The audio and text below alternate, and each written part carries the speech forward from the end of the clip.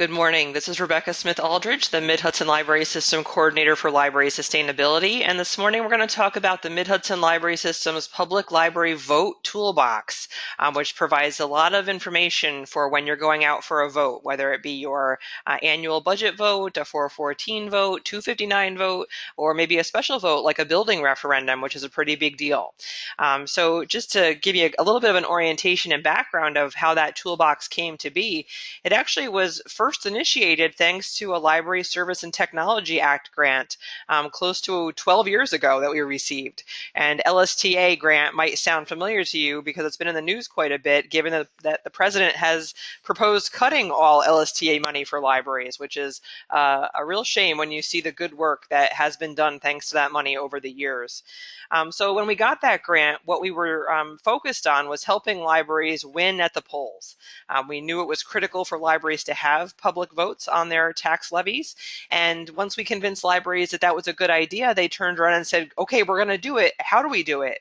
And we weren't quite sure. So we worked with someone who was sure. We actually hired a political consultant who was working with elected officials to help get them elected and run their campaigns.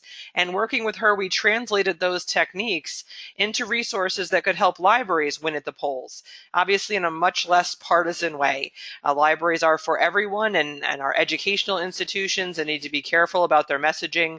So over the years, we've really fine-tuned how libraries engage in campaigns and have a lot of tips and tools for you today that we've learned over the years by helping and learning with libraries as they've gone to the polls and tried new and different things.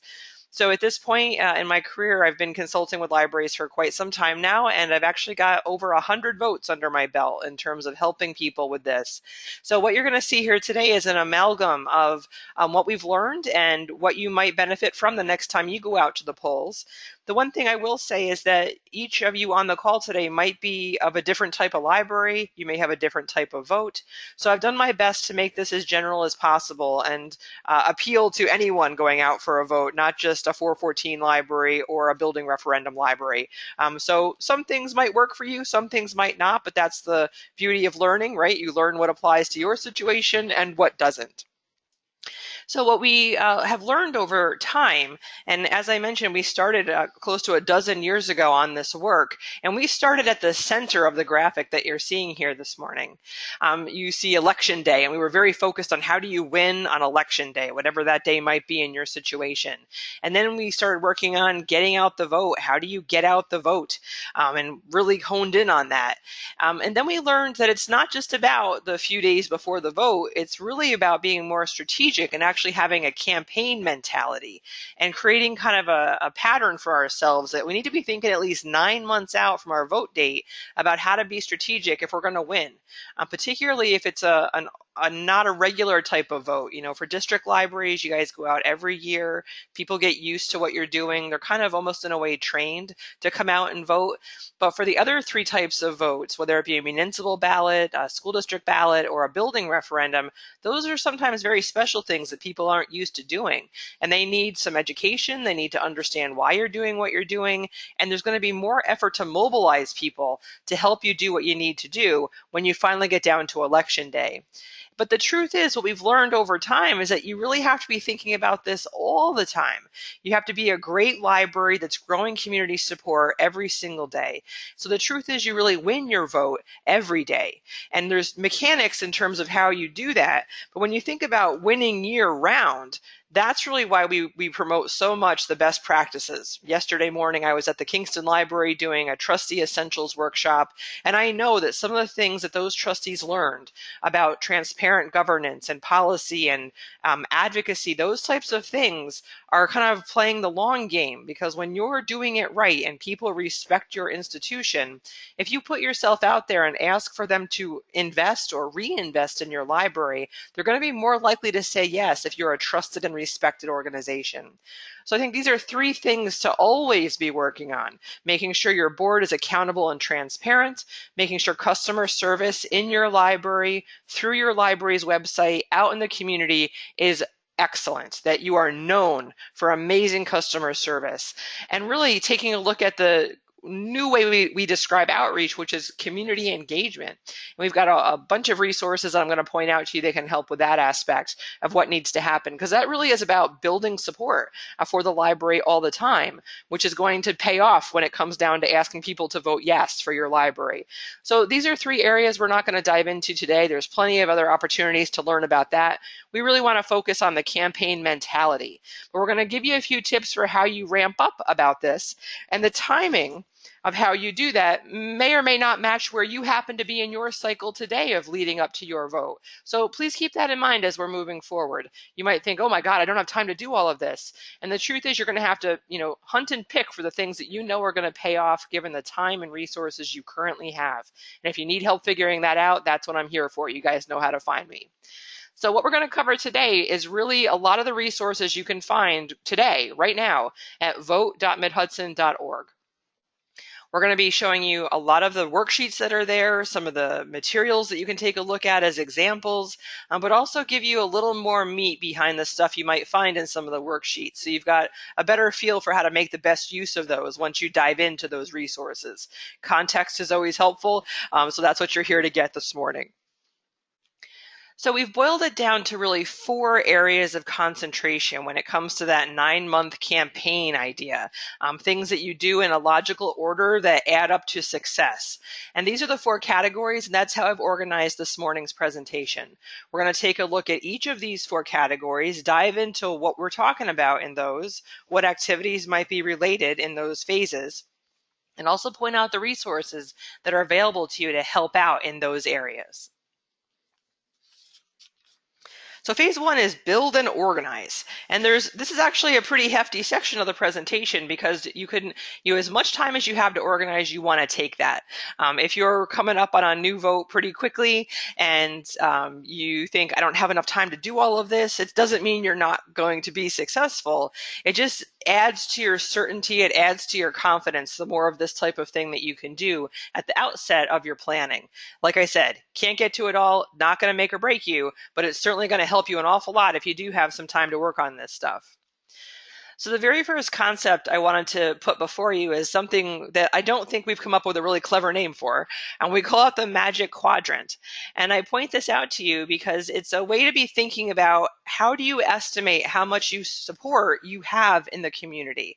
And that's kind of a mystical thing for a lot of libraries. How would I know how many people would vote yes? There's a little bit of science we could apply to that to start to try to predict that, and that can be the basis of how you really focus your campaign activity. So I think this is a very fundamental thing to understand. This idea that if someone is highly interested in the library and highly influential, they're going to be very much contributing to your success at the polls. However, if they are very influential but don't really care about the library, they have the opportunity to influence your vote in a negative way, which you'd want to try to protect against. So this Magic Quadrant, why we call it this, is because if you look at the upper right quadrant, that's the magic one, because those are people who are highly interested and highly influential, and you want as many voters in that area as possible. So a lot of the stuff we're going to talk about at the beginning here are how do you help move people in to what we call the Magic Quadrant. So let's take a look at this kind of filled out. So the first 2, the column on the left there, you didn't see in the last one, but this is just kind of explaining if you've got a registered voter and they are a high library user, they fall into that Magic Quadrant we've colored red there. They're likely to be a yes voter. Your job with them is to ensure they come out to vote. Then you've got people who are registered to vote who don't use the library or haven't used the library in a very long time. They may not care if your vote passes, but they might be a supporter. They might be someone who really philosophically believes in the core values of libraries and really believes that a community needs to have a healthy public library. And so part of your strategic thinking needs to be, great, how do I get them to use the library or refresh their understanding of who we are and what we're doing to maybe move them into the Magic Quadrant, or at least neutralize them so they're not angry about what you're doing, or maybe make them a potential supporter who, even though they're not a library user, is willing to vote yes for you, which is highly probable. There's been two national studies done that indicate the people that they categorize as super supporters of libraries actually aren't the everyday users. They're often people who might be a little too busy or might be in a more wealthy strata of our society who don't need to borrow and like to buy their own things, but they truly understand the philosophy behind a public library and believe in it. They're highly likely to vote yes if they know you need their vote. So part of what we'll talk about is A, identifying those people, and B, how do you reach them and make sure they know their vote's going to really matter in what you're doing. Now on the lower row of this table we've got here, on the non-registered voter side, if someone's not registered to vote and they use the library, you need to get them registered to vote, and that will move them into the Magic Quadrant. So activating people's civic engagement and understanding that they have the right and honestly the responsibility to step up and vote is something that we're seeing more and more libraries concentrate on. I have a little story for you later this morning about that. Now, we've got the unfortunate group of people who are not registered to vote and they don't use the library. Chances are they're not really paying attention, they're not really civically engaged, and they might not be the best place to be spending an awful lot of effort from the campaign mentality. As a library, you absolutely want to be reaching out to your whole community and making sure everyone has something at the library that makes sense to them as a valuable asset. But this is when we're going to have to switch how we think about things as library people. We need to move from a we're here from everyone to kind of a more strategic campaign mindset, which really focuses on winning. How are we going to win? And how you win is about numbers. At the end of the day, once the election's over, it comes down to 50% of the voters plus one is how you win. And so you need to really focus on how do you ensure you have enough people that are going to come out and vote yes to push you over that limit of 50% plus one. So in the terms of campaign strategy, if they're low, no library use, not registered to vote, don't expend a lot of energy trying to target that particular group once you're in campaign mode.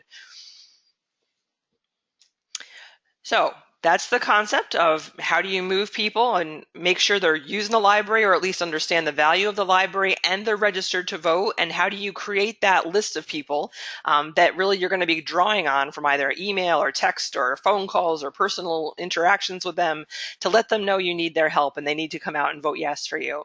So one of the first activities I find is useful to do is to really actually kind of work the numbers and calculate success. How do you know what your target number of yes votes are? One of the things you can do is take a look at retrospective data that's available through your county board of elections. Take a look at, let's see, say you're going out this year for a vote. Maybe you're a 414 library going out in November for your next 414 vote, and maybe you haven't been out in a while, so you haven't been paying attention. So what you want to do is take a look at how many voters usually come out in a similar election year. And what I mean by a similar election year is a year in which the same races are happening.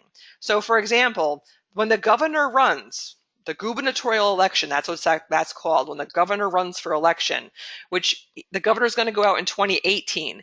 That brings a higher voter turnout because there's much more chatter and attention on electing the person that leads our state.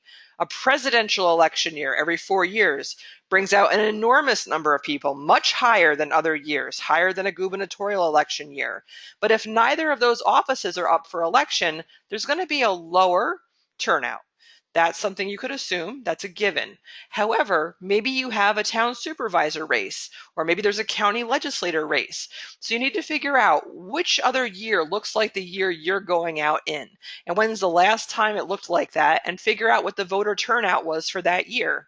But you're also going to want to know, what's the highest number of voters that have come out to vote in the past 3 to 5 years? And maybe take a look at last year's vote because it was a presidential election year. That might be your top number.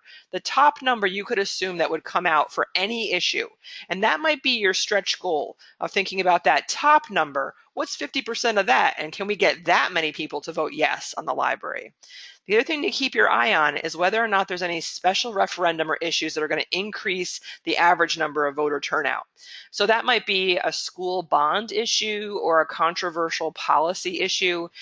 That's usually pretty local. Sometimes it could be a state issue, but that's pretty rare. It's going to be more local or county based. So that's just keeping your ear to the ground, making sure you understand what's going on in your community. What are things people might be getting riled up about? Because that again could increase the number of people that turn out to vote, and it can also influence the attitude they have when they come out to vote. And you need to be kind of attuned to that. Are people worked up in a positive way about coming out to vote? Are they angry about something when they come out to vote? Or are they just trying to do right by the community by showing up and coming out to vote? All of these little kind of pieces of information add up to a full picture that help you better estimate how many people are going to show up that you need to convince, and also kind of help you with your messaging and your tenor of your messaging when you're out there. So how many likely yes voters do you have is the next question. If you've got a target goal of how many votes you think it's going to take to win, then you have to start thinking about, do we have enough support in the community to actually make that happen? So the first thing to do is take a look at how many of your library patrons are registered to vote. And in the toolbox, you can find links to all of the 5 county board of elections that serve our region. They can give you a list of who's registered to vote in your town or in your school district, whatever your vote situation might be. You can cross-reference that with your list of patrons and figure out, okay, of our registered patrons, who's registered to vote. Really important caveat here that I hope you guys all take note of. Your patron data is confidential information. You cannot hand over your patron data to your friends group to do that cross-referencing work. That needs to be done in-house by a committee of staff and trustees to create a list of people who are hitting both of those areas of being library patrons and registered to vote, because that's where the seed, the crux of this master list you're going to create of people that are highly likely to vote yes for you. Because the further into your campaign that you get, the more targeted communication you want to do with people who you know are supporters. Now, for libraries that have huge campaigns and hire an actual political consultant themselves individually, sometimes that consultant will actually do legwork up front to help you build that list and then actually call those people and confirm that they're likely yes voters so you can know for sure and not just assume they might be yes voters. So that's pretty interesting and very time intensive if that's the kind of work you think you're going to need to do to win. If you're in a difficult situation or a town that's never voted, that might be something to consider, hiring a professional political consultant and not just using the general consulting services here at Mid-Hudson. So the logical next step is to take a look at how many of your library patrons are not registered to vote. That's a very telling number, and it might actually surprise you to find out more people than you would guess are not registered to vote. And that really has been something we've learned pretty recently. We had a library here in Dutchess County whose 414 vote went down. And part of my job is to help a library whose vote fails figure out why it failed. And one of the things we identified was a huge number of their library patrons weren't registered to vote. So we really focused in the next 12 months on doing voter registration drives. And those voter registration drives, in our opinion, are what made the difference the next time that library went out. They actually saw those people they helped get registered to vote come out and vote on the next 414 vote. And they also had captured their name and email address, because at the same time they were doing voter registration drives in the library, they also had a sign-up sheet for the library's newsletter.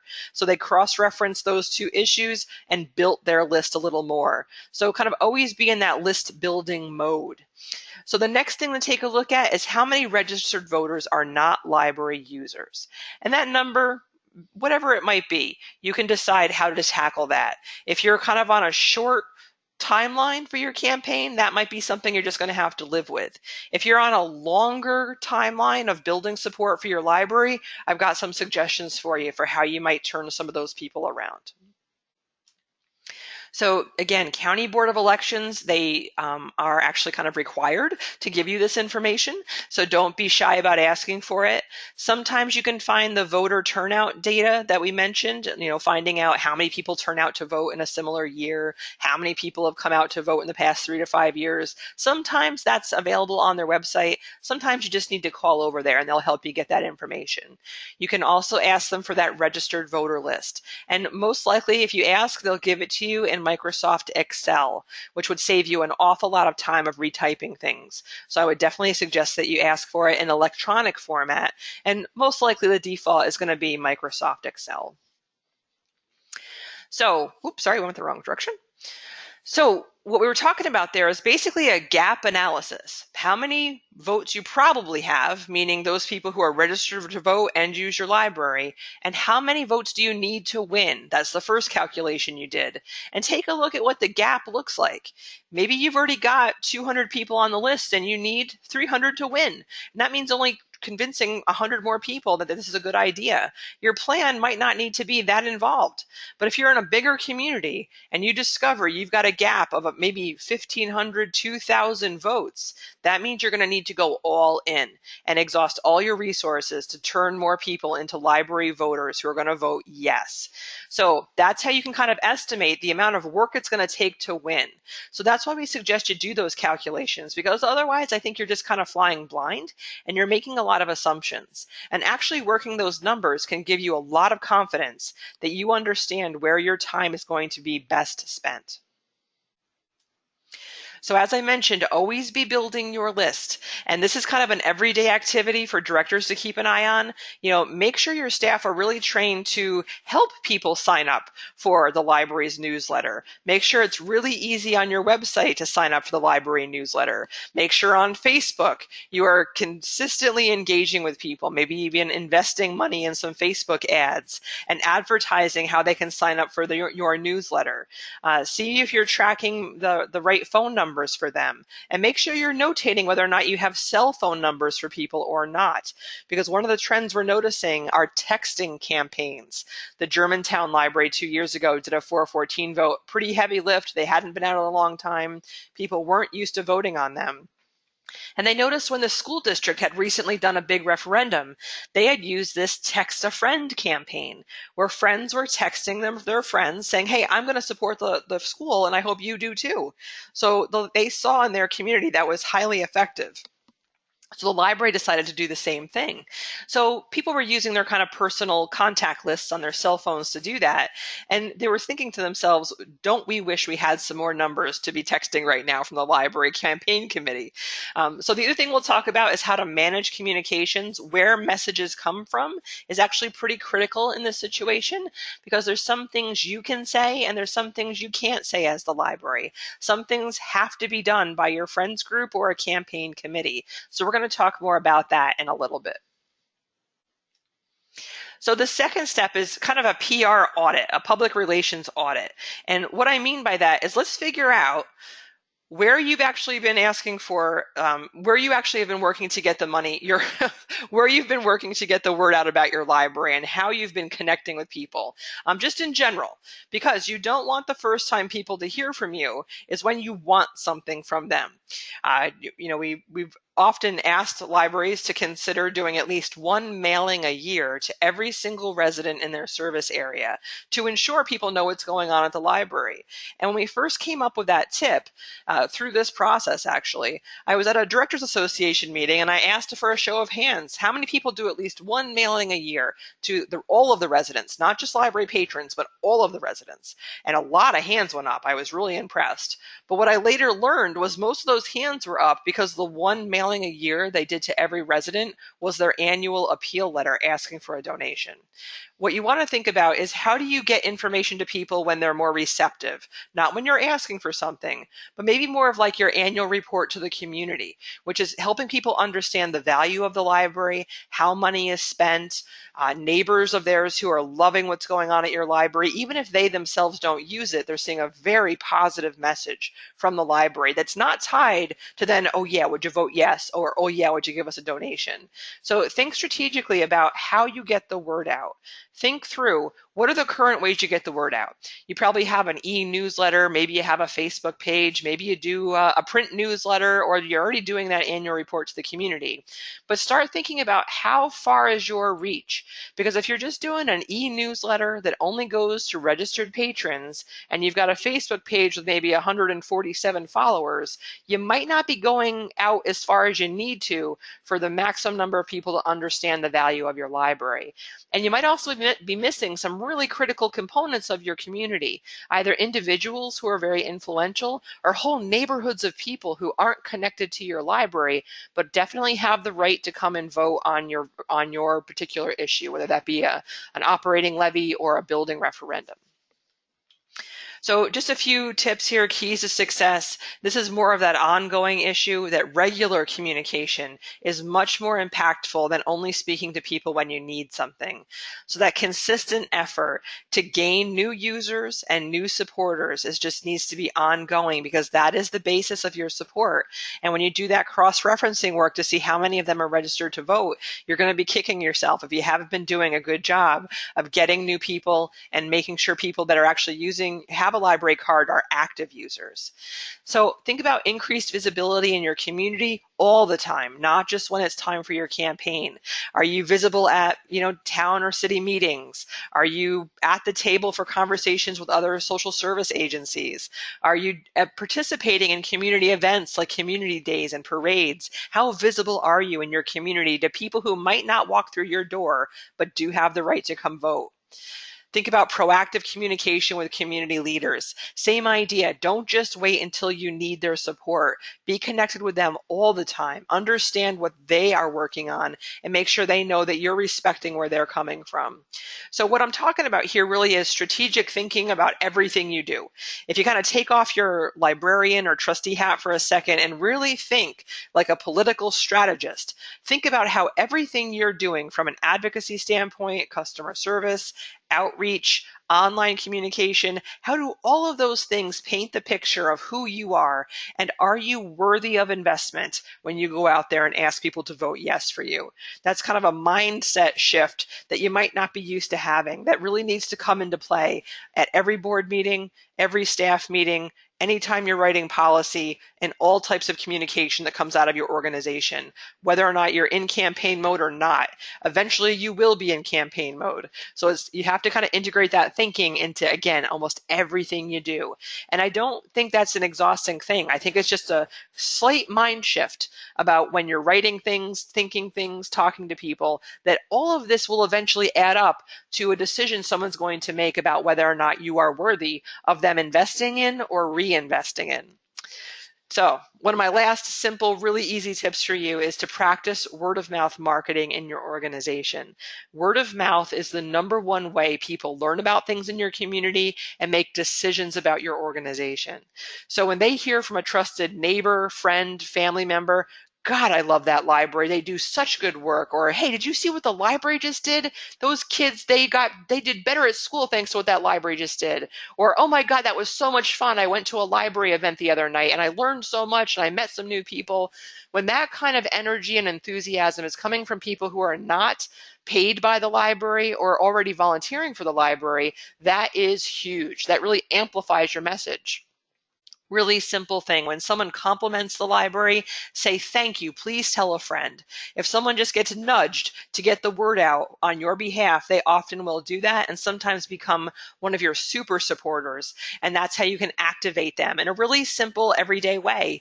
That's something you could integrate into customer service training. It's something you can do during trustee orientations, and something to ask your friends to help out with too. Very simple thing that's highly effective and really doesn't cost any money. The other thing I'd like to encourage you to do is to still do print newsletters and definitely do a print annual report to the community. You might need to save up for it a couple years over time to get it done, but it's really valuable. And when you establish that communication expectations, that these things come out routinely. People start looking for them. They start reading them more. So if your first few you feel like didn't get a lot of traction, keep at it. You can build a readership through these things, and then you've got a captive audience when it's time to talk about your vote. And that's something really hard to engender if you're jumping into a campaign and the vote is 2 months away. You're not going to be able to do something like this, but this is another kind of a long game approach to building support for your library and activating supporters when the time is right. The other big tip we have for you is to really work to have a consistent look and feel to any PR materials you're putting out there, both online and in print. I've got a couple of examples here for you. The Grinnell Library here in Dutchess County, the Saugerties Library over in Ulster County. They have a logo. It's a standard logo. It's bright and colorful. All of their materials look the same. What you're looking at here, I pulled two specific examples for you of what they call bandwagon pieces to show very visible people in the community who really love the library and get featured on these library PR pieces, posters, bookmarks, and social media ads.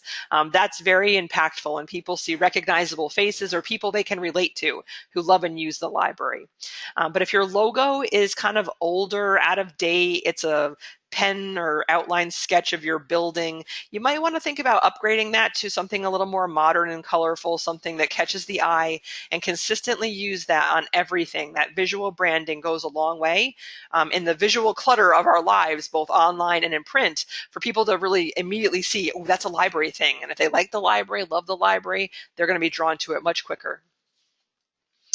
Always be gathering anecdotes about people who love your library and use your library. And that's, again, something to be doing year round, because when the time comes and you need a spokesperson or you need that visible opinion leader to speak up, they might not remember what they said. So if someone says something great to you or tells you a story about how the library made a difference, make sure you capture that in the moment and ask for their permission to use that, perhaps during the campaign. That can be, again, hugely influential. It's a little more manufactured word of mouth, but it's still very authentic, and people really respond to that. This is a cute thing that the Julia L. Butterfield Memorial Library in Cold Spring did a few years ago. They had a big whiteboard set up in the library, and they would ask questions. And I mentioned that yesterday I was at the Kingston Library. They have a chalkboard wall. They use chalkboard paint, and they have a question of the week, and people write on chalk on the wall their answers. This was the precursor to that. Jillian down at Cold Spring did this whiteboard and said, tell us what you did at the library today. Again, it's in people's own words.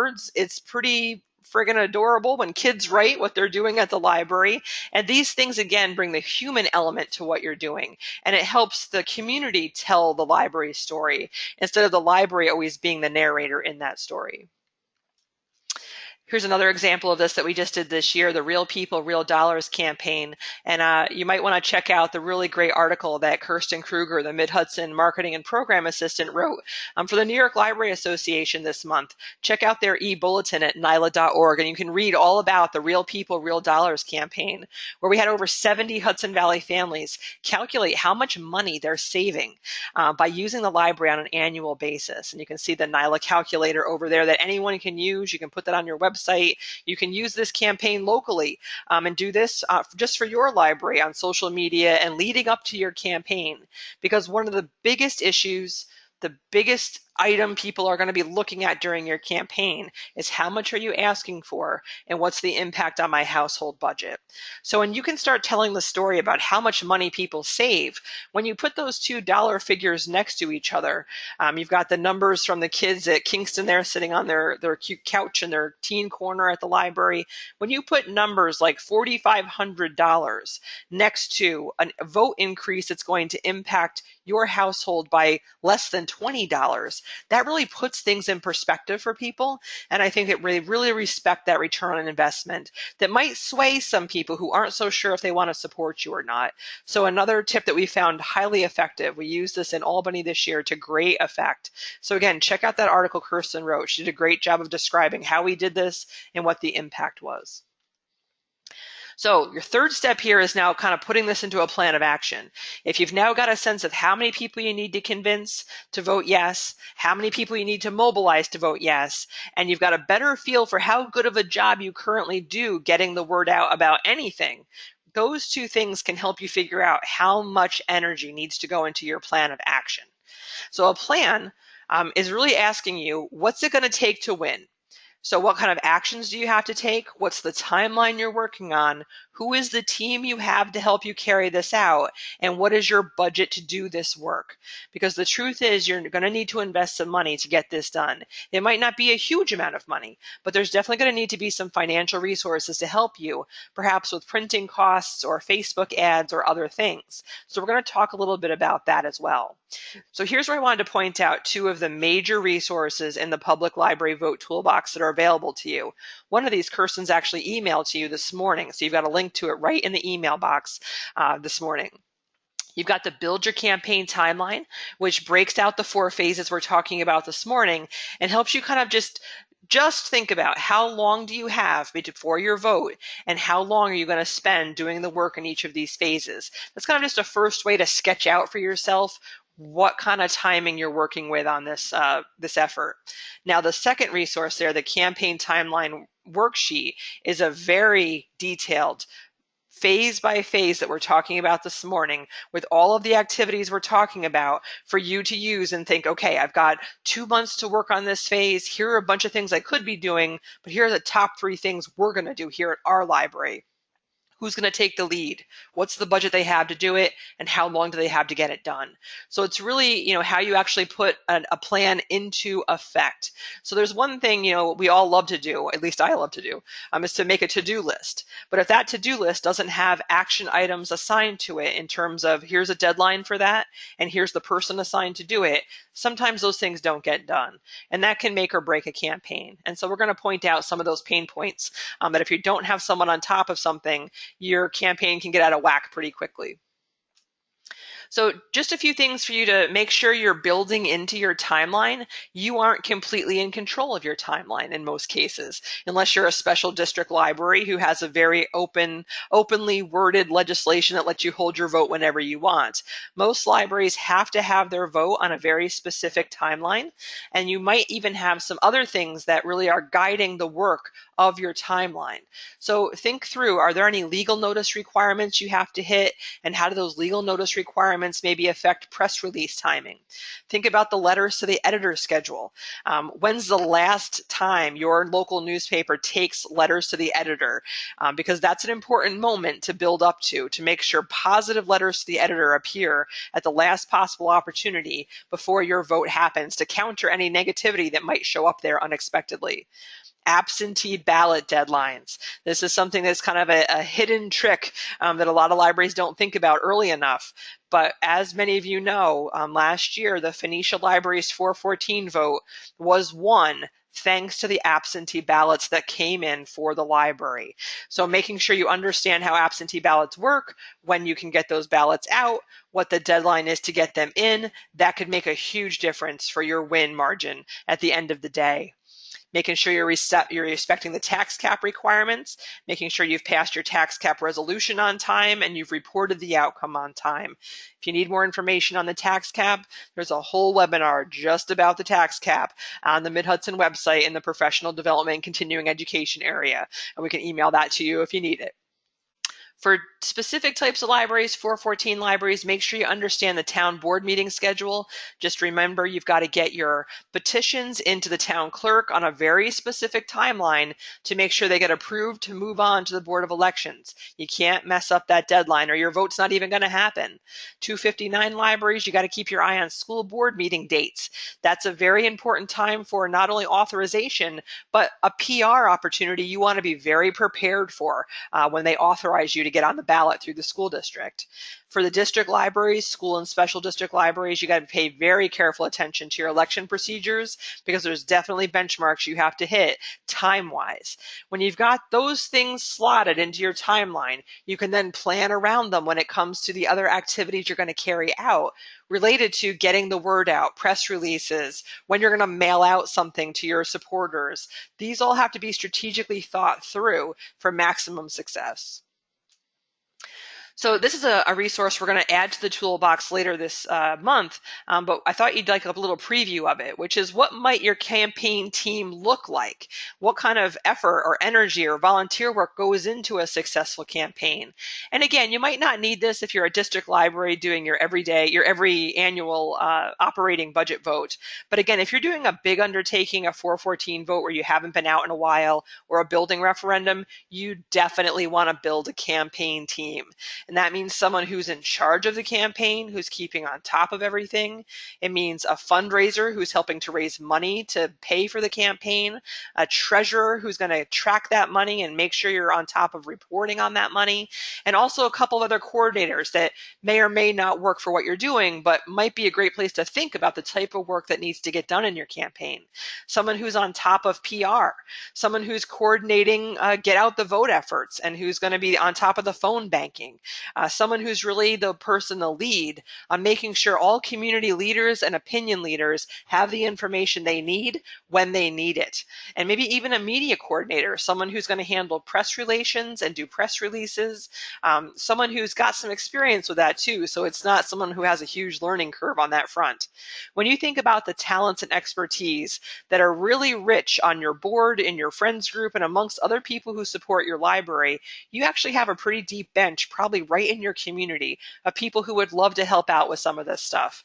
One of the biggest tips I've read recently in volunteer management articles is how you attract new volunteers is by appealing to what they're experts in. When they can put their skills to use to benefit your organization, that's a very satisfying volunteer experience for them. And so really think that through. Who do you know? Who's got these skill sets? And ask them if they want to be a part of making one of the most important public institutions in your community successful. A lot of people would jump at the chance to help you out, but it's always helpful to know what you'd like to ask them to do before you ask people help. When they have a defined area, they understand what it is you need their help for, they understand how long you need their help for, that makes for a more attractive volunteer opportunity for people. So thinking that through a little bit before you start recruiting people might be a way to get more effective volunteers involved with your campaign committee. So campaign funds, as we mentioned before, you need funding to get the word out, but there's an important distinction to think through between education and advocacy. When your library is educating the community about how the library is funded, the fact that there's going to be a library vote, what it would mean if the vote passed, and what it would mean if the vote failed. Those are all educational talking points that you could put on the library's website, you could put in the library's newsletter, you could explain to the library's Facebook page. You could train your staff and make sure they can answer all of those questions.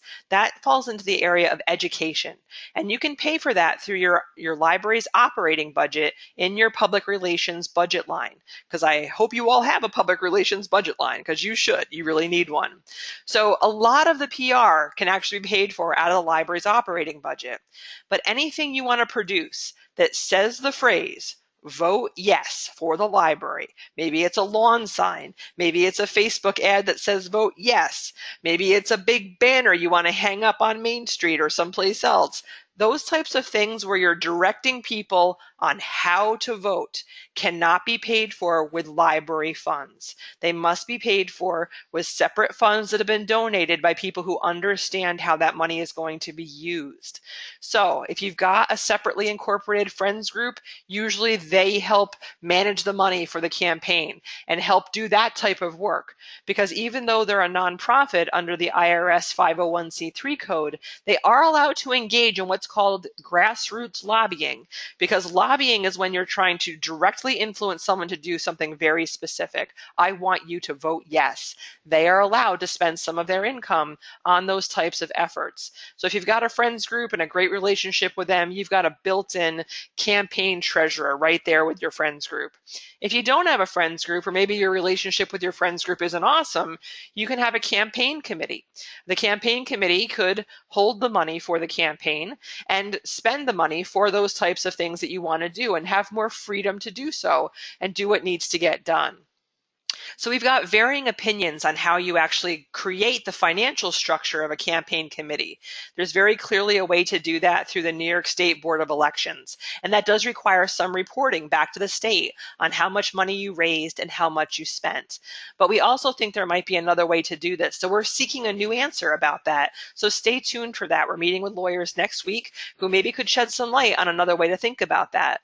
But you could certainly move forward today if you needed to by creating that official campaign committee through the New York State Board of Elections. So your fourth area of work are your talking points when you're building and organizing for success. Getting on the same page, having a clear message, and delivering that message in effective ways is, again, it's a chunk of work to spend some time and actually create time to do this work instead of thinking, oh yeah, and I've got to do the talking points. No, actually build time to think this through, because when everyone's on message, saying the same thing, far more impactful than when 12 different people involved with your library are telling 12 different stories about why we need to have this vote. So always keep in mind that people don't buy what you do, they buy why you do it. So when we're talking about buying libraries, we mean voting for libraries. They're not voting necessarily because they love the third computer on the left that's going to be new in your library. They reinvest in your library because they believe everybody in your community deserves to have equal access to technology. People believe that every child deserves to have equal success when they're getting to school, and every kid deserves the right to be ready to read when they start their learning life. So talk about the library in those kinds of terms. It's all well and good to get to the specifics as well. People are going to want that information too, but start from why. Why are libraries critical? We are critical because we equal the playing field for everyone in the community. Anyone can come through our doors and learn. Anyone can come through their door and make your kids' lives better. When you've got those big kind of tugging on the heartstring talking points, that really gets people excited about what you're doing at the library and really inspires them not only to vote yes, but help you get the word out about what you're doing. But you're also going to have the specifics in hand. So think about this as almost like a case statement. Start with why. Why are libraries critical, and why does this vote make a difference? Does it make a difference because it's going to stabilize your library funding? Does it make a difference because it's going to mean you can do X, Y, Z that the community needs you to do? Why? Why is that important? And once it gets done, what's in it for them? What's in it for the taxpayer if that happens in their library? Does it mean more kids are going to be successful at school? Does it mean the library's not going to have to be begging and worried they can't keep the doors open for the whole year? What is in it for the community if this vote passes? And very succinctly, everyone needs to know how much is it going to cost them. Not the fact that you're asking for $25,000, but how much is it going to cost them personally on an annual basis. We have a calculator you can use that when you're asking for maybe a big chunk of money, it can break it down per 1,000 assessed value of home ownership property costs. So they could calculate for themselves, oh, if my house is assessed at $200,000, this increase is going to cost me $8. That makes a lot of sense to me. I can vote for that. When they have that kind of information, you're ensuring that they are informed and can make the right decision on behalf of the community, because chances are voting yes for the library is the right decision for everybody. So those are things to think through. The second half of your talking points need to be perhaps in the form of frequently asked questions. What would those answers be? You want to work through that as internally in the library, in the campaign committee, before you go live with your campaign. Because the minute you start talking outside the library about the fact that you're going to be doing this work, you're going to get questions. So you want to make sure everyone in your organization is on the same page. So think through, what are questions you're likely to get? What are those questions you kind of hope you don't get asked, but you know if you do, you want to be prepared for? And what are things that you think the opposition might say, people who are anti-tax? What are they going to say? If you got, confronted at a town board meeting or even at the grocery store by someone who didn't believe their taxes should go to the library, what would be your response to them in a way that's reasonable and confident? When you have time to think that through ahead of time, it pays off in dividends when you're in those kind of emotional situations with people who are maybe struggling on a fixed income or are just virulent anti-tax people who don't want to hear a single word about taxes, more taxes from anybody. So these are the types of things that can really help you out long term if you do them up front. So phase two is really public relations. Now you've done all your homework, you've got your ducks in a row when it comes to what you're going to say and how you're going to say it. Now you're kind of rolling into the public relations phase of your campaign. And the idea here is to think about your engagement level with people who are active allies, passive allies, neutral, or your opposition groups. So this is a way to think about this from the Ruckus Society, one of my favorite activist groups that are out there today. They help you think about how different messages are necessary for different types of people in your community. And what you're going to say to your active allies, those people who are diehard library supporters, is going to be very different than the message you give to somebody who you're not quite sure, who might be maybe neutral about the issue and needs to be swayed one way or the other. You might need different messages for different target audiences. So being savvy about that is another important thing to think about early on. So very early on, those people that you know you can almost count on to be great library ambassadors, make sure they're not just invested in the library, but they're actually allies of the library. So getting them some training, making sure they have your talking points early on, you've answered your inside stakeholder questions early, that really pays off when you go bigger with getting the word out about the campaign. So making sure the inside audience of your staff, trustees, and friends and regular patrons know what you're doing, why you're doing it, what the implications are, that really helps create a solid base of advocates who are able to answer questions that might pop up unexpectedly, because your campaign committee can't be everywhere all the time. So think strategically about all the people involved in your library and community who have a reason to care for a good outcome for this, and start building kind of your campaign army, if you will, of people who understand what you're doing, why you're doing it, could answer some basic questions if they got asked by a neighbor or a friend. They might not be on your committee, but they can certainly be ambassadors for the campaign. So again, thinking about converting your regular users, making sure they're activated, they understand what's about to happen and how they can help if they're so inclined. Never assume that your library patrons understand how the library is funded. It's actually a very mysterious thing to people. When we do focus groups with community members, whether they be library users or not, I always ask the question, how much do you think you pay for library services? The actual first question I ask is, do you know how much you pay? And 99% of people say no. They don't understand how much they pay for the library. When I ask them to guess how much they pay for the library, they usually guess about twice as much as they actually do. So making sure you're educating your users, the library patrons who are there on a pretty regular basis, do they actually understand how the library is funded and that this vote could make or break library services in the coming years? They actually might not understand that. So never assume they do. Take the time to educate them. That can make them supporters, and some of them it's actually going to make them active advocates on your behalf. So don't forget to do that. A small library we're working with this year on their 414 campaign here in Dutchess County, they've been working all year already. They have a little corner of their print newsletter each year that basically each month that says, did you know? A little financial fact about the library. Here's where the money comes from. Here's how it gets spent. Here's your return on investment for that money. Educated users become your supporters when they understand the implications of your vote passing or failing. Also think through and maybe have a little list in the back room there about who might speak out against the library when they find out you're going for an increase. Sometimes that's predictable. Sometimes it's a usual cast of characters who would do that.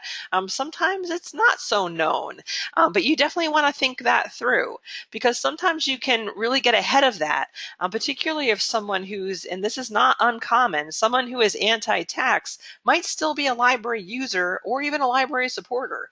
And if you could talk to them in a very neutral way early on, give them a heads up, this is going on, this is how the library's been fiscally responsible, we're only coming to you asking for this increase because we're really left in this position.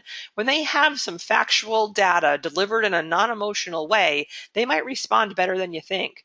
But if you wait and don't address that issue, and all of a sudden they crop up in either a letter to the editor or at a town board meeting speaking out against you, then you're going to be doing damage control. Then you're actually going to be reacting to something instead of being proactive. So brainstorming a list of who those curmudgeons might be or who those anti-tax perhaps people might be could possibly serve you well in terms of neutralizing their impact or helping them to feel that they've been respected in their opinion. They might still vote no, but they understand you came from a place of fiscal responsibility. So we talked before of if you've got a longer timeline and you can work to build your base of support, when we talked about the Magic Quadrant and people who are registered to vote but not using libraries, that's something to be thinking about in terms of increasing your number of card holders, increasing their types of attendance at library programs. We've got a lot of resources to help you engage with the community and build the number of people who are actively engaged with your library. Just a few of them are listed on the right-hand side of this screen. We've got the Engage webinar series where you can hear success stories from other libraries in the system about how they're being engaging and appealing to their community and getting attention from sectors of the community they hadn't before. There's also awesome program and community connection resources that Kirsten's put together, just available on our website. If you go to midhudson.org, click on topics in the center and go to the sustainable funding section. You'll find both program resources and community connection resources. Again, that might not be something to engage in during your campaign mode unless you find that you've got a very large gap to overcome. If you're looking for thousands of new yes voters, then yes, you definitely need to check out some of these resources. So we mentioned before voter registration drives. A couple of libraries have been doing this in a very more organized way over the past 2 years, particularly last year. We saw a big uptick in this. Two great examples, the Claverack and Phoenicia libraries. They were using national voter registration drive patterns and graphics to help get the word out about registering to vote. Did you know there's actually a National Voter Registration Day? You can take advantage of that. If that date doesn't fit your timeline of when people need to be registered by for your vote, then hold a registration drive earlier in the year. Maybe partner with the League of Women Voters and invite them in to do a voter registration drive. But be strategic about that. And perhaps don't tie it too closely to when you're talking about your campaign. Maybe do that a few months in advance or 6 months in advance or a year in advance, or maybe always do it twice a year. Maybe it just becomes something you routinely do in the library as one of your many civic engagement activities. That's definitely something expected from a library. It happens to benefit the library also, but it really benefits us all when people are more civically engaged in their community. So now we're on to phase 3, which is really starting to get into more of a campaign, a very visible campaign mode.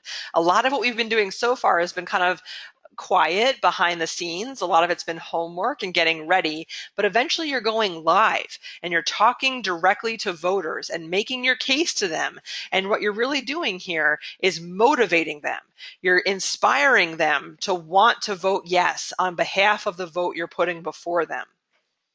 So in terms of how are you going to be motivating them, some of it's going to be very direct communication, as we talked about with your library users, making sure they understand what's about to happen and what the implications are. Making sure they understand that their vote matters. And that's something that the library can say, not just the campaign committee or the friends group.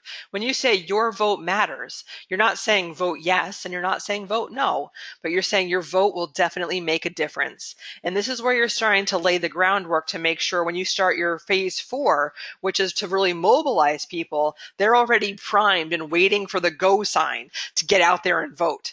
So don't forget about your donors. A lot of your donors are not active library users, but they obviously support your library. Make sure they're on your list of people you're directly communicating with during this phase of your campaign.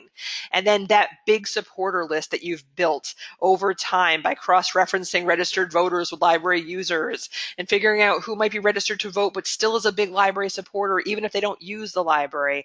That list you've been building for months possibly, this is when you're activating that list and communicating directly with them. And this actually might be when you start using some of those specific campaign monies that you've been fundraising and saving up to really implement your Vote Yes campaign. This is that time when you're implementing that. So being very strategic of when you start doing that type of communication. And you don't want to do it too early and you don't want to do it too late. You got to find the sweet spot in your situation of when to start this type of work. So just another reminder, the library cannot say vote yes specifically.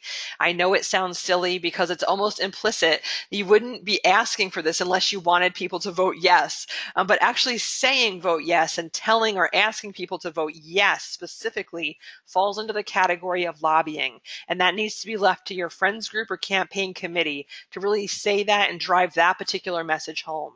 The library can really focus on the education side of things, but steer clear of the very obvious influencing work that comes out when you start saying vote yes.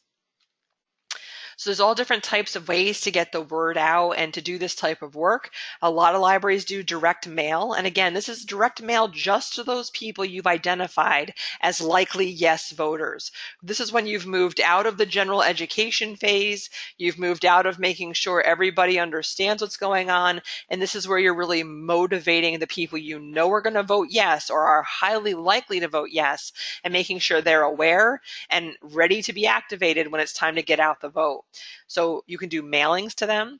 You could do door-to-door work with them. Some libraries actually go knock on the doors of the people they support so they can answer any questions people have and make sure that they know they're part of the library's family. You might do friend-to-friend campaigns, which is sometimes a little less intimidating than door-to-door. When you, like I described in Germantown, where they're doing the text-a-friend campaign. That is a way that trusted voices are helping people connect with the library's need for them to activate and come out and vote when the time is right. And this is usually during the time where absentee ballot distribution is key. So thinking through how you're going to make sure people understand if they're second homeowners or they go to Florida during that time of the year, that they can still vote. Another interesting population are kids who are at college, kids who have grown up using and benefiting from your library and now are over 18. They might be at college, but still have their address and their voting rights back at home. Making sure they get those absentee ballots can be key, as we described. Take a look at the news stories of Phoenicia and you'll see what a nail biter that was. It actually came down to counting absentee ballots at the courthouse, which won that vote for them. So don't underestimate the power of that. Just wanted to give you a couple of ideas of what some of this stuff might look like. The Julia L. Butterfield Library down in Cold Spring, they actually produce a piece that shows what the actual ballot is going to look like, because sometimes it's confusing, particularly with the new optical scanning voting machines. If you're going on election day, you actually have to turn the ballot over to vote for a library's 414 vote. A lot of voters need to be educated about that. So they actually have big posters in the library that show, here's what the ballot looks like. And the mailers demonstrate that too. So people are ready. They know exactly what to do when it comes time to vote. They know when to vote. They know where to go vote. Sometimes people haven't voted in a long time. And I know that sounds crazy because you yourself probably are an active voter. But don't assume everyone is like you. Sometimes they need those helps and those cues to get it done. Here's a great example. This is the front of a little brochure the Red Hook Library put together. They were doing a school district ballot vote, also called the 259 vote. And this was the piece they put together to appeal to the voters of the school district. Your library needs you. I think what's very clever about this is the use of the first phrase, your library. It's not our library. It's not the library's library. It's the community's library. The Patterson Library down in Putnam County, their theme of every single 414 campaign they've ever done, it's called Your Library, Your Vote. Putting the power in the hands of the taxpayers is something to be respected and honored and really held up. It's a big selling point for what you're doing at the library. A lot of other cultural and political institutions, government aspects of our lives, people don't have a say over how much they're taxed. For schools and libraries, they do. And you want to engender a sense of pride in them that, hey, it's your community. What kind of library do you want to have? You can influence that right here on this date by voting yes. Here's the inside of that brochure. This is where they're making the case. Why are they asking for this increase? Answering some of those questions that you know are on the minds of voters, or maybe framing things in a way that you hope people understand them, and getting that in front of them before a detractor or a newspaper reporter who's looking to stir up some controversy gets a chance to mush your message in a way that isn't so positive in what you're doing. So again, getting ahead of that kind of things and putting things in your own words can really save you some agita later on. Here's other examples of ways people are motivating people. I can't underscore enough the importance of phone banking. I know this sounds intimidating and like something you might not want to do, but time and time again, calling people the week before and when we get into the get out the vote phase, the day before, is a huge motivating factor for people actually doing what they need to do. You guys all know how it is. You are so busy. Things fly by you so fast. It's not unreasonable to think someone might actually forget to come out and vote. When it's so important to the library, you don't want to leave that to chance. So maybe a reminder postcard goes out they can put on their refrigerator, a reminder Facebook ad. Maybe it's the lawn signs come out if you've got a big campaign going on and people drive by, you want to remind them. But the phone banking is really important. And this goes back to what we first talked about at the beginning of the webinar. If you don't have numbers to call and text, it's really hard to do phone banking at the end of your campaign. Letters to the editor right at the end, and that's why it's so important to know those deadlines for when you can do that. You want extremely positive letters to the editor coming in the issue right before your vote, and you want those to dominate any naysayers that might be there. I've never seen more than 1 or 2 vote no letters, so if you can plan for 5 or 6 vote yes letters to get sent in on time, you're going to dominate that if it's a problem. And if it's not a problem, it still looks really, really good. So if you're hungry for more examples of what those flyers and FAQs, the frequently asked questions, what a postcard, what you might do on your website might look like, we've got a whole campaign material gallery on the Public Library Vote Toolbox now. Libraries from across the country have given us permission to show what they're doing. So we're learning not just from the libraries in our system, but throughout the state and now throughout the country. It's a one-of-a-kind campaign material gallery that's right here in the Mid-Hudson Library System, ready for you to learn from what other libraries have done before you. So you definitely don't have to start from scratch. So phase 4, and here's probably where you thought we were going to spend most of today's time, but this is really at the end of it all. Like all of this work is leading up to actually getting out the vote and making sure people come out and vote yes for the library. So this is really your mobilization phase, and it goes quickly. So all of this prep work helps you be successful during this time. Again, we talked about the phone bank and how critical that is. Just a quick tip for you. You may not do the phone bank in the library. Even if it's people on their cell phones, don't do it at the library. That might give the perception that you're using library resources, or even worse, library staff to do the work of the campaign. And you don't want that perception out there at all. Even if it wasn't true, the perception of it is enough to turn some people really off. And I'll tell you a hard truth. When someone wants your vote to go down, whether it be for good reasons or anti-tax, they're just trying to manage property taxes, or nefarious reasons, they've got a bone to pick with the library, they will be looking for any slip up on your part to call you out on. So no sense of impropriety. Make sure you're clean in your campaign. Hold phone bank activities off site. Sometimes a realtor's office will let you use their offices, or you could do it in the home of someone on the campaign committee. But be circumspect about that. Respect the perception people might have of how you're running your campaign. Now, as you're really approaching the day of the vote, we're talking about phone banking in a timely manner, which doesn't mean a month before your vote or 2 weeks before your vote. It's either the week before the vote, or really the best is 48 to 24 hours before the vote. That's when that is most effective. That's the best use of your time. Libraries who have a really big vote campaign on their hands, like the Poughkeepsie Library when they were passing their building referendum, they actually have poll watchers, people who have a checklist of voters that they hope to see coming out, and they're checking them off when they see them come in. You're going to want to check your County Board of Elections rules for having poll watchers at polling sites. That's really critical. It has to be handled correctly. But that is another way when you're actually counting votes to make sure you're winning. Midday, if you haven't seen a lot of people you thought you were going to see, get back on the phone and call them. Say, hey, we haven't seen you yet. You're going to come today, right? We really need your vote.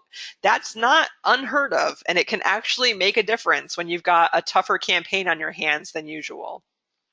No joke. Some libraries arrange rides for people in assisted living facilities, for people in apartment complexes. Sometimes they don't have the transportation they need to get to the polls. The campaign committee can absolutely arrange rides if necessary. And that might even be something you put on some of your campaign materials. Need a ride to the polls? Just let us know. We'll find someone to help you out.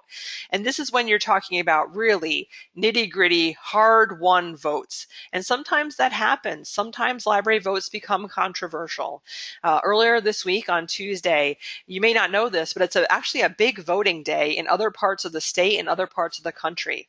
And out in Illinois, in Plainville, Illinois, probably a town you've not heard of before, they've actually had 2 votes where they've had the fight of their life on their hands because a political action committee called Americans for Prosperity, which is underwritten by the Koch brothers, who you may have heard of in the news, that's an anti-tax political action committee. They've targeted that library's building referendum and used techniques just like this against the library. So if you have an extremely organized opposition group, which is not unheard of this day and age, you need to be savvy enough to use the same tactics they might use against you to benefit the library. The mistake that libraries are making today is thinking that that could never happen to them. And really, the truth is, it's already happening to libraries in other parts of the country. So let's be prepared just in case it starts to happen here. If you're not prepared, you cannot come back from activity like this that's against your library, because what they do is they wait until the last week or the last 2 weeks and roll out an steamroller of an opposition campaign. And if you're not prepared, if you don't have the campaign team and volunteers ready, if you don't have the phone numbers ready, if you don't have a little bit of extra money left at the end to produce lawn signs, if opposition lawn signs crop up, you're going to be caught unaware, and I will tell you right now, you are going to lose. So be prepared, save a little bit of money. Don't assume it's all going to be sunny and sunshine and nice at the end. When the people want it to go down, they're smart enough to wait till just at the end when they influence people who weren't quite paying attention to get very riled up about it. You want to know you've got a huge base of support and that you can activate even more people if you needed to at the very, very end. And that's why all of these things add up to success at the end, because you never quite know what's going to happen a few days before the vote. So the bigger army of supporters you have behind you that you're going to activate, motivate, and mobilize, the more certainty you're going to have that you can overcome any opposition that might come up. In our region, we don't see a ton of opposition. The worst one we ever saw was in LaGrange, here in Dutchess County. That opposition group did exactly what we're seeing happen in Plainville, Illinois this week. The opposition had billboards on Route 55 the week before the vote, which captured the attention of tons of voters who weren't using the library, who weren't probably even planning to vote. But when they saw these billboards with misinformation or skewed information that did not respect the actual truth of what was going on, that definitely motivated the anti-voter base. So you've got to be prepared for something like that. You never know when it's going to happen. And getting blindsided by it is really unpleasant, as you can imagine. It's obviously the worst case scenario. So all of these things help put you in a power position should something like that happen at the end of your campaign. So I'm just going to skip over the day. You're poll watching, maybe you're calling people, you're getting the word out. Don't forget to vote. People are getting the word out about that for you. No matter how your vote goes, and goodness knows we all hope you pass. And honestly, over 90% of library votes in New York State pass, 87% of votes in the Mid-Hudson Library System pass. No matter what happens the next day, you gotta say thank you. Even if your vote goes down, be gracious in defeat, because the next day, after your vote, whether you win or lose, is actually the first day of your next campaign. And so when people help vote down a budget vote, when they see you rise gracefully from that and thank people for being civically engaged, acknowledge that you heard what people had to say, that pays dividends the next time you come out. But hey, if you win, there's nothing bad about bragging either. But you want to thank all those people who worked so hard on your campaign, and especially thanking those voters who came out to decide what kind of community they want to live in by voting yes for your library. So libraries are known for being polite. We hear this when we go to Albany. Our legislators tell us that we're one of the few groups that actually says thank you when the legislature does something for us. So let's keep that reputation going and say thanks in your community. And again, no matter how your vote goes, say thanks at the end. Definitely take some time to debrief. You might be a little tired, especially if you've got a big campaign like a building referendum or a once in a decade 414 vote. But while it's fresh, definitely think through what worked really well. What's some stuff that we wish we had done that we didn't do? What's some stuff that we did that we wish we hadn't have done, or that maybe we didn't really need to do? That Rebecca, she told us we had to do that, but we really didn't have to do that here in our town. Keep track of that, because the next time you're activated to do a big campaign, maybe that director isn't there, maybe that campaign committee volunteer group isn't there anymore. So the next group of people that are leading that library forward in a campaign like that, they're really going to appreciate having notes of what you learned through your efforts. So make the most of all that work you do so it pays off for the next generation of campaign that needs to happen. If you're getting smart as a 414 library, or a 259 library, remember that once you do a big campaign like this, if you could get into a pattern of doing 414 votes on a regular basis like the Kinderhook and Patterson libraries do every 2 to 3 years, you're not going to have to do such a heavy lift on campaigns after this, hopefully, if it all went well. And so you'll start to learn a little bit. Well, next year, we've already got all this infrastructure in place that we built for this campaign. So next time is going to be a little bit easier when we try to do this. And so again, capturing what worked and what didn't will pay off for years. So do yourself that favor at the end and definitely take some time to debrief, certainly after you celebrate or commiserate, whatever your outcome might cause you to do. So at vote.midhudson.org, you've got a lot of the resources that can help you keep track and organize your campaign. That vote materials gallery is there. But I just wanted to end by thanking you for taking the time to be on the webinar this morning, because I do feel that libraries need to be far more strategic than they've been in the past few years. I think we've gotten a little complacent, and that times are changing, and now is the time for libraries to dust off some of these skills and reactivate some of these techniques and really get on top of their game when it comes to winning their votes, because I think it's very important that we never assume just because we won last time we're going to win next time. That's how losses happen, and I definitely don't want to see that happen in our system. So thank you so much for taking the time to be here this morning. I'm happy to take questions if you'd like to put questions in the chat box, and of course you guys always know where to find me. I'm here to help you with your campaigns. You can reach me at rsmith@midhudson.org, or of course by phone 845-471-6060 extension 239 here at Mid-Hudson.